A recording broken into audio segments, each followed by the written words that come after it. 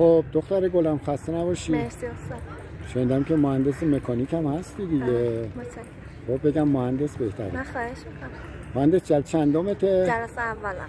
چطور بود روش آموزش؟ واقعا عالی بود. من چون واقعا فکر نمی‌کردم تو جلسه اول بخوام راه بیفتم. چرا؟ خب هم که تخصصشو نداشتم. بسیار باهوش بودی.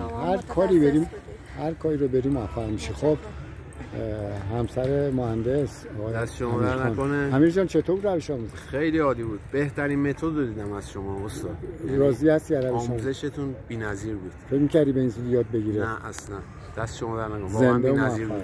زنده باش. ممنون. شما فکر می‌کردی به این زودی یاد بگیری؟ نه واقعا. خب برو ببینم حالا چیکاره‌ای.